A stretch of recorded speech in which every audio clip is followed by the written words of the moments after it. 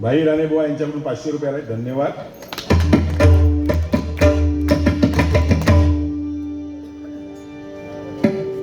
मगाशी बुवाने काहीतरी एक विचित्र किस्सा सांगितला.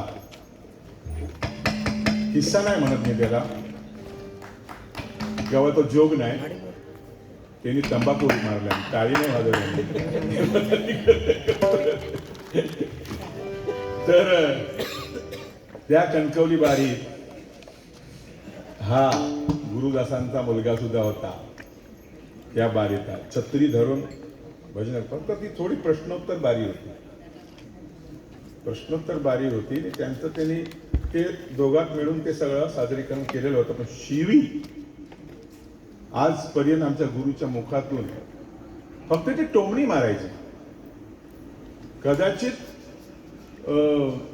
केव्हा तरी, म्हणजे ते आता मी म्हणत नाही, गुरुजी आहेत ते आमचे, म्हणायचे नाही असं नाही. पण त्या ठिकाणी बुवा तुम्ही कोणात पण विचारा, नाही तर ती सडविलकरांनी उगाच काहीतरी फेकामफेक करू केलं सर, ये तोंडाने जा तोंडा का ते सांगत. अरे ते म्हणते आज ती केवढी पुण्यही आहे, पण त्याला वरती त्या वर्षानंच त्यांचा सर्व त्या वातावरणाचा बिघडवून टाकलं. त्याला काय करणार? छत्र्या धरून होतो आम्ही त्या तबल्यावरती, पाणी पडेल म्हणून. पण शिवी ही त्यांच्या तोंडून बुवा झाली. पाहिलं वाटल्यास अजून ती कॅसेट तपासा तुम्ही. ह्या बोलल्यास एवढ्या 4 चौघात कधी शिवी नाही त्यांच्यातून. ते बोलायचे, तुम्ही माहिती आहे ऐकलात का मी तो गजर, तू सुख करता तू दुःख हर, म्हणजे तिकडे ह्याच्यात ना वेंगुर्ल्यात ना जाऊन तो राधापुरात कसं होईलच पाहिजे, म्हणजे ह्या काय काय काय सांगतात ते, तर तुम्ही ऐकतास. ह्याच्यात काय एवढं हे नाही ते. तर तो म्हणजे सत्यनारायणा सत्य सांगा जना, काय असं तर सत्य बोला. तर प्रत्येकाचं म्हणजे जोड असल्याच्या नंतर ते एकामेकाला ते हे करणारच ना, त्याच्यात हे वाईट नाही ते. आणि त्यांनी अजूनपर्यंत मी असं ऐकलं नाही बुवा, राम राम राम राम राम राम कोणता काय तरी सांगलं सगळे तू बाबा. असो चला,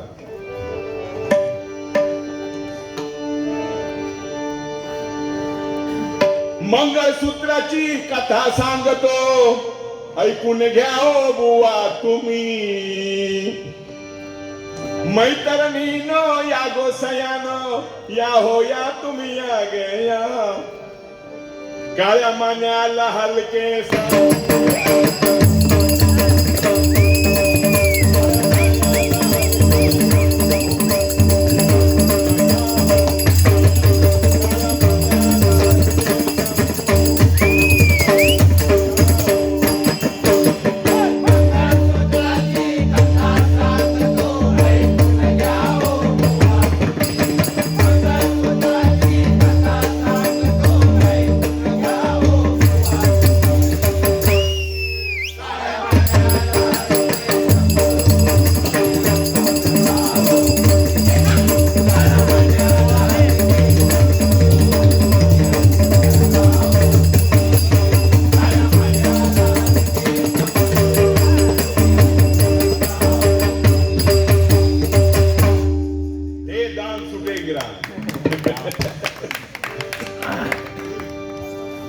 धनकदारी. आज जवळजवळ हे पोयऱ्याचे सुपुत्र म्हणजे देवगड तालुक्यात पोयरे गावचे विजय पालव आहेत. आणि जवळजवळ मला वाटतं 45 ते 50 वर्ष तरी बुवांना यांनी मृदुंगाई साथ केला. आज तुमचं किती आहे? 66. 76. माझा किती असा तो? म्हणजे अजून कोण पण देत आमचा, म्हणजे सुपारी म्हणते मी, ध्यान तुम्ही तुमच्या मनात राहता. म्हणजे बघा अजून कशी राखली आम्ही. हे 76, त्याच्यापेक्षा मोठे सिनियर, यांच्यापेक्षा मोठे सिनियर ते मगाशी येऊन गेले. हे म्हणजे श्रीधर मुनगेकर, हे फर्स्ट म्हणजे आमच्या ह्या सर्कलमध्ये. त्याच्यापेक्षा एकदम ग्रेट माणसांचं नारायण वाळवे, ते जवळ 80, 85, 86 मध्ये म्हणजे अजून सुद्धा ते गातायत. हे नामस्मरण आहे. या नामस्मरणाचे काही होऊ शकता.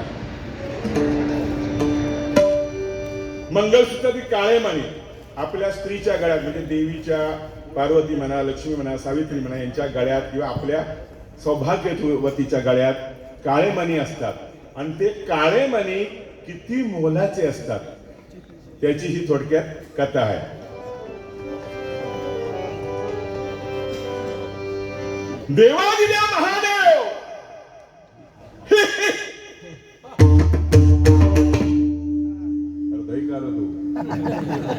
त्याच्यात जाता नाही, आता उलटे कोणतरी आपल्याला उद्या काढते काढ टाकतील. देवादिदेव महादेव आदी माया पार्वती यांच्या विवाहाच्या वेळी नारद मुनी तेथे आले आणि माता पार्वतीला काय म्हणतात बघा. माझी बायको, माझी बायको,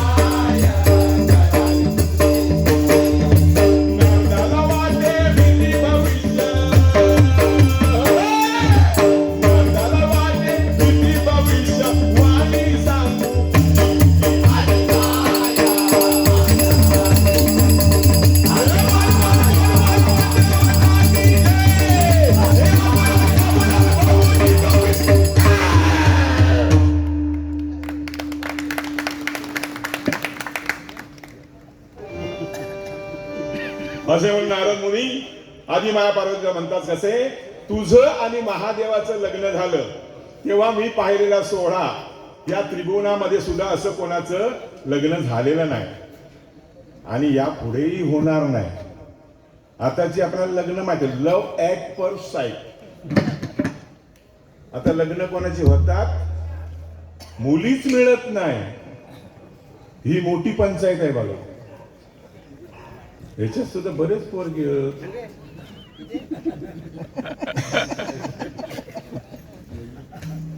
काय करणार, परिस्थिती फार बिकट आलेली आहे हो. प्रत्येकाच्या आई वडिलांना विचार करावं. म्हणजे जो घेणारा असतो, इकडून तिकडून राऊंड मारणार होतो, त्याला कधी पटकन का कधी घेऊन जाते, लग्न करून मोकळं होता. पण जे मार्गात असतात, शोधात असतात, त्यांना मिळत नाही. असली तरी त्याचा विश्वास नाही. ही लग्नात परत उभी राहत की नाही ती असू द्या.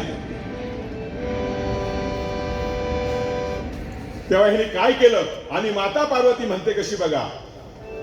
सांगा महामुनी भिऊ नका तुम्ही मनी,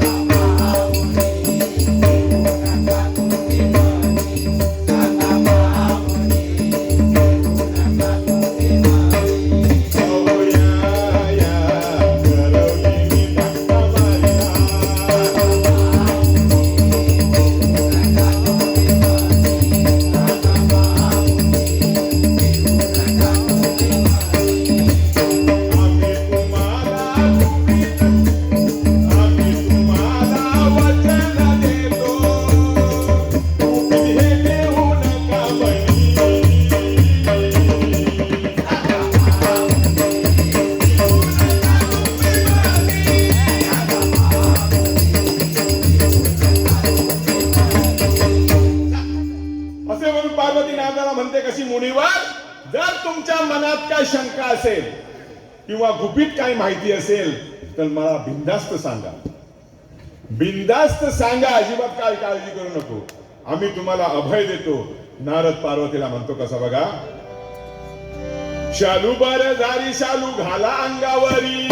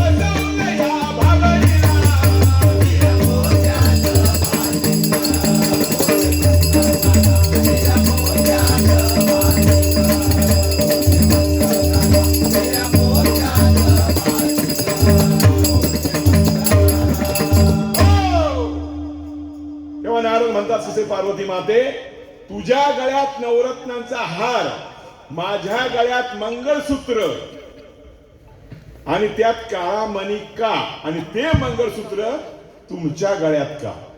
महादेवाच्या का नाही? एवढ्यावरच थांबला नाही नारद आणि पुढे काय म्हणतो बघा, मंगळसूत्र गळ्यात उलट ह्यातच आहे लपड, मंगळसूत्र गळ्यात उलट ह्यातच आहे लपड, तुझ्या नशिबी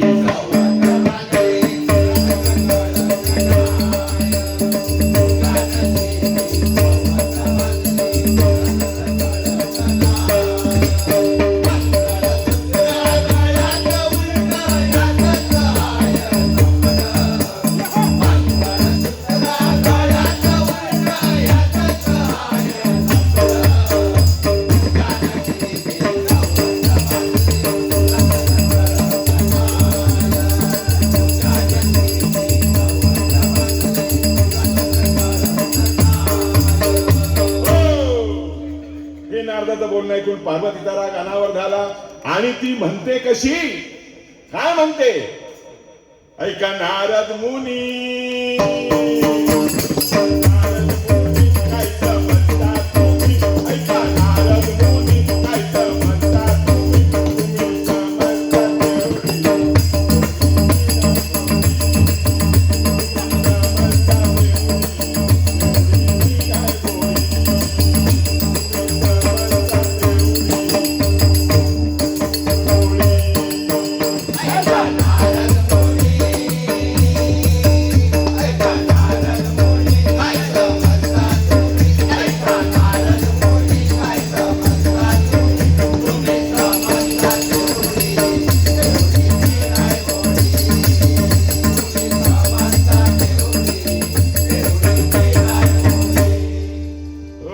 मी तेवढी भोळी नाही आहे.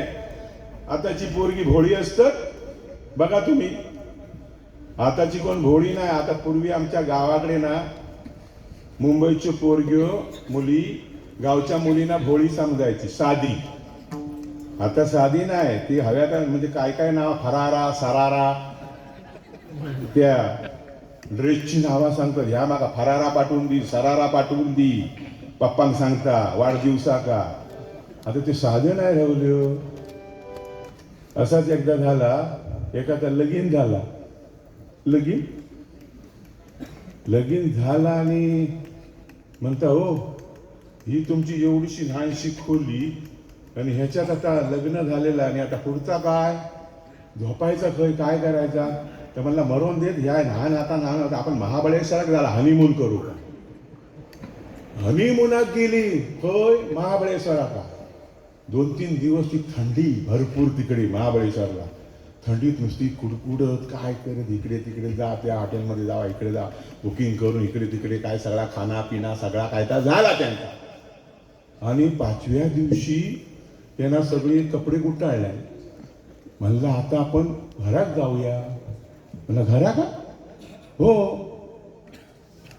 तो म्हणजे कसा, आता तो हनीमून काय म्हणतात तो करू, तो काही तो केलाच नाही. तो चायला म्हणजे आता एवढे दिवस आम्ही हे घावला तर सगळा काय झोपणं उठणं खेळणं बागणं खाना पिना सगळं झाला, ह्या का हनीमून म्हणताय. ते म्हणलं होय, त्या शिरा पडल्या तुमच्या हनीमून असला म्हणता. मी आमच्या माळ्यात किती वेळा म्हणता केलं. आता मी महादेव शंभूलाच विचारणार असं पार्वतीचं म्हणणं ऐकून नारद समजला. म्हणतो आता हे ऐकून पळ काढलेला बरा. आधी माया शक्ती जर भडकली तर आपली धडगत नाही, म्हणून नारदाने तिथून पळ काढला. आणि काय म्हणते, शिवन शक्तीचे चालू झाले ओ बांधन, नारद तळगाव गेला पळून.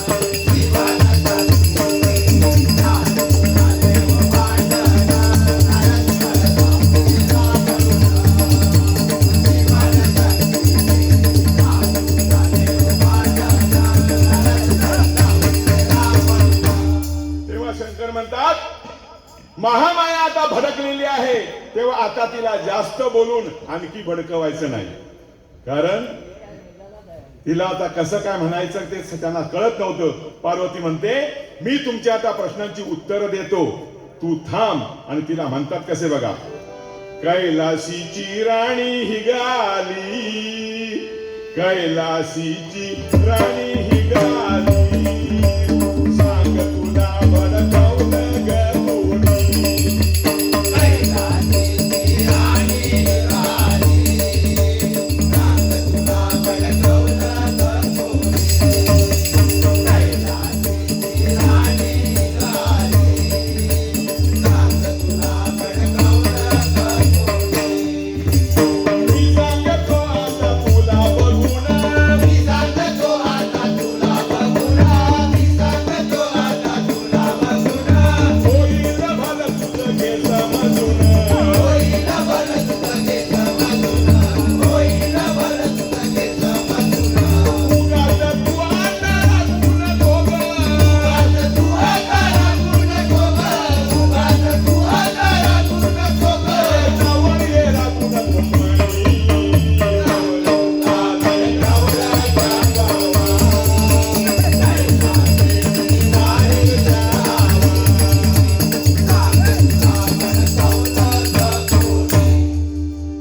असे म्हणून शंकर म्हणतात, कसं अगं काळे मणी कळी काळापासून भयमुक्त करणारे आहे, आणि हे जे डोरलं बांधलंय ते 5व्या दिवशी सरळ करणार.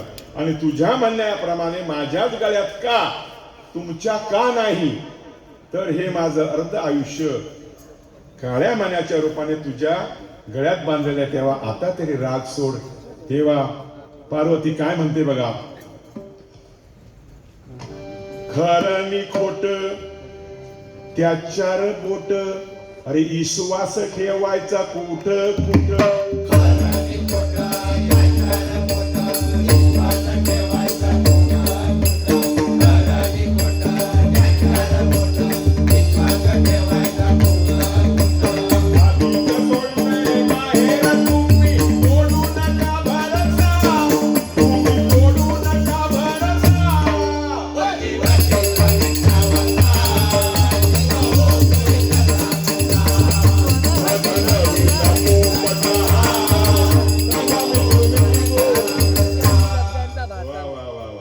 पार्वती म्हणते, खरं आणि खोटं याच्यामध्ये 4 बोटाचं अंतर आहे.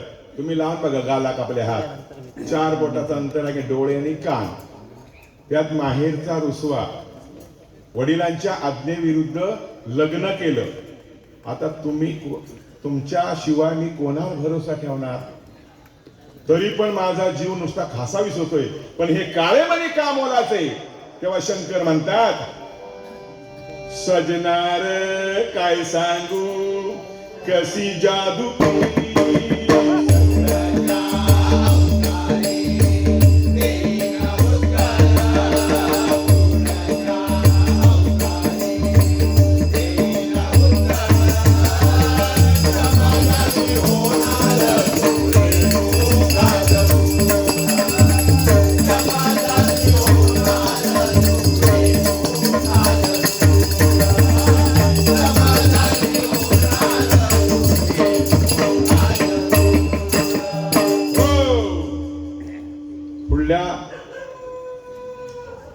उत्तर देईन मी तुला पुढल्या अवतारात, असे म्हणून शंकर म्हणतात, याचं उत्तर मी तुला देतो, कारण मी होणार जमदाग्नी. रेणू राजाची कन्या रेणुका म्हणून येशील, आणि मी जमदाग्नी, तेव्हा मी तुझ्या काळ्या मण्याचं उत्तर देईन. तेव्हा ठरल्याप्रमाणे रेणुका व जमदाग्नी यांचा विवाह झाला. ते रेणुका रूपी पार्वतीला आपल्या मागील जन्माच्या प्रश्नांची आठवण झाली, आणि ती ऋषी स्नानासाठी म्हणजे आंघोळीला गेले असता मुद्दाम होऊन शृंगार करून नटून थटून फुसफुस बिसफिस, इकडे फुस तिकडे फुस, काय मारतात का काय काय म्हणतो, बरीच नावात ना काय फॉक फॉक, सगळं वासचे वास, सगळं निर्मळ वास. त्याच्यामध्ये एखाद्या 2 डोंगराच्या मध्ये कोणी कुकारो घातल्या ना, तरी पण तो मायनस होऊन जाता त्या वासाला. आणि मग ऋषी स्नानासाठी गेले असता ती नटून थटून आली, आणि पाहून ऋषीला काय म्हणते बघा. रेणुका सोड तुझा शृंगार, रेणुका सोड तुझा शृंगार, रेणुका सोड तुझा शृंगार, रेणुका सोड तुझा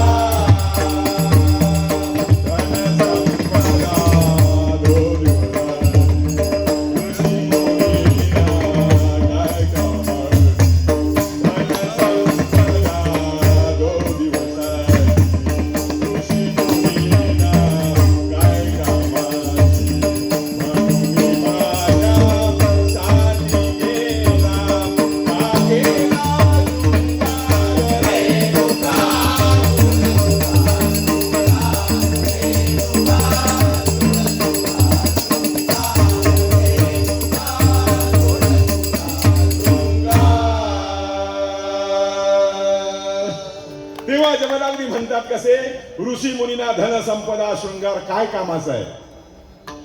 ऋषी म्हणतात आम्हाला हे तुझे नखरे बिकरे काय करून आली हे आमच्या उपयोगाचा नाही. आम्हाला इथे दिन दुबळ्यांना या आश्रमात आधार देणं एवढंच आमचं काम आहे. तेव्हा रेणुकेने हे ऐकल्यावर सर्व अलंकार काढून टाकले व रागाने ते मंगळसूत्र सुद्धा तोडलं. तेव्हा जमदग्नी रूपी शंकराची आठवण झाली की हीच वेळ आहे काळ्या मण्याची किंमत दाखवण्याची. तो एक काळा मणी रेणुकेच्या हाती देऊन म्हणतात कसे बघा. गळा मंगळसूत्र नाही कळलं तुला ग, गळा मंगळसूत्र नाही कळलं तुला ग, गळा मंगळसूत्र नाही कळलं तुला ग, गळा मंगळसूत्र नाही कळलं तुला ग. एक माने घेऊन गोकुळ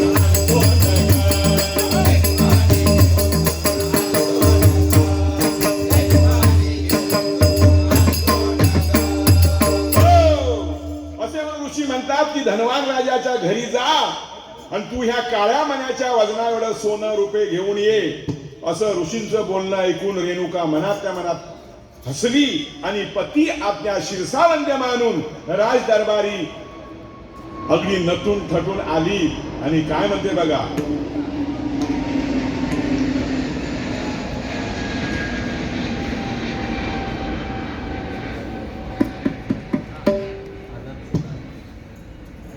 मगाशी बुवाने जे आलेले पैसे ते अगरबत्तीसाठी ठेवलेले हे सगळं देवाकडे जाणार. आधी माता म्हणजे देवाचंच आहे ते. ही लक्ष्मी आहे बुवा, त्याला लक्ष्मी म्हणतो. ही लक्ष्मी जेवढी चांगली वाटतात तेवढी भारी पण आहे. केव्हा केव्हा चमडी बी उधेड देत आहे.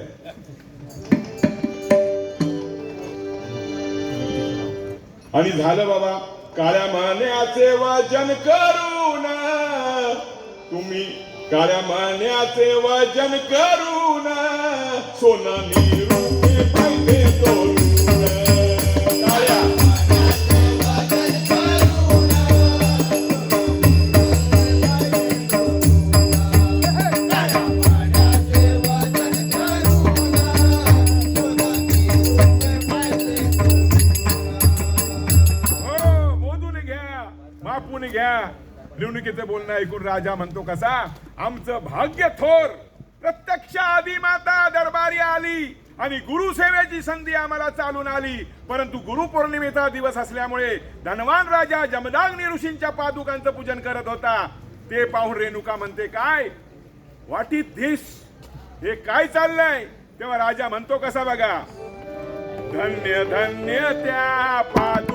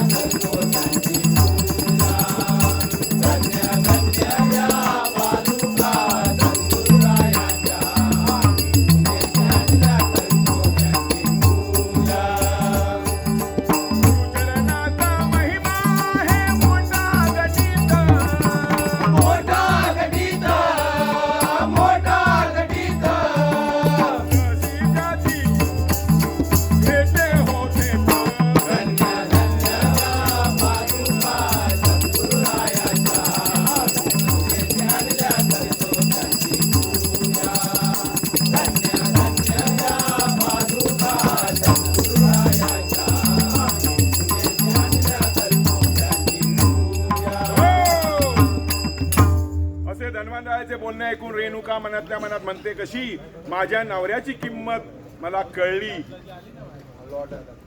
नाही आणि हे तर त्यांच्या पादुका पुजतायत. तेव्हा म्हण आहे ती करे देवाला ध्यायला आणि नशीब नाही घ्यायला. तशी माझी गत झाली. तिने म्हटल्याप्रमाणे राजाने काळ्या मण्याचं वजन करायला सुरुवात केली आणि पण काय चमत्कार झाला बघा. लगीन सोहळा होऊन पिवळा. आवाज येतोय ना तुम्हाला? लगीन सोहळा होऊन पिवळा गावामध्ये गाजतो माझ्या लग्नाचा बेंड माझ्या वाजतो. माझ्या लग्नाचा बेंड माझ्या वाजतो.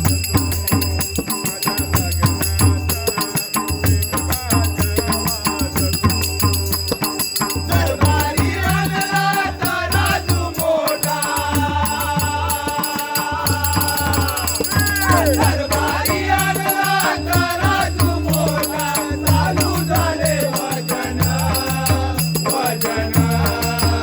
एका बाजूला काळामणी, नाही हलला सोन्यानं. एका बाजूला काळामणी, नाही हलला सोन्यानं. हो, दरबारी मोठा तराजू आणला, काळा मणी सोनं रूप सगळं त्या तराजूत टाकली आणि सत्व परीक्षा बघितली. गळ्यातलं मंगळसूत्र ते सुद्धा टाकायला सांगितलं आणि काळ्या मण्याचं वजन करून सोनं रूप तोलून त्याचं मोजमाप करून घेतलं. आणि पुढे काय झालं बघा. दरबारी असा तराजू आणला, एका बाजूला काळा मणी, दुसऱ्या बाजूला सोनं रूप. काळ्या मण्याचा तराजू हले ना, तेव्हा राजा राणीला म्हणतो कसा, आपली सत्व परीक्षा आहे आणि ती माझ्यामुळे जाऊ नये, तेव्हा तुझं मंगळसूत्र सुद्धा तराजूत टाक. मंगळसूत्र तराजूत टाक म्हटल्यावर राणी म्हणते कशी, दिससी मजला नवची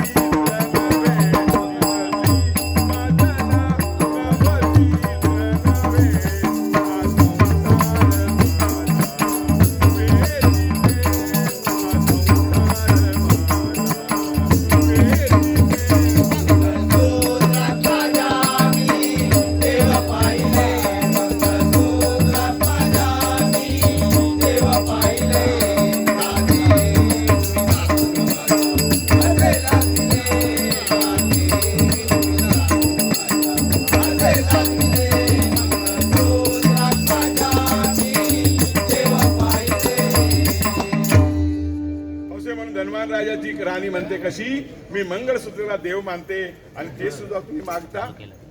परंतु तिने विचार केला व म्हणाली, आपल्या पतीची सत्व परीक्षा आहे, ती माझ्यामुळे जाऊ नये. म्हणून तिने मंगळसूत्र काढून त्या साष्टांग नमस्कार केला आणि तिने मनापासून मनोभावे शंकराची आराधना केली. आणि काय म्हणते बघा, ओम नमः शिवाय, ओम नमः शिवाय.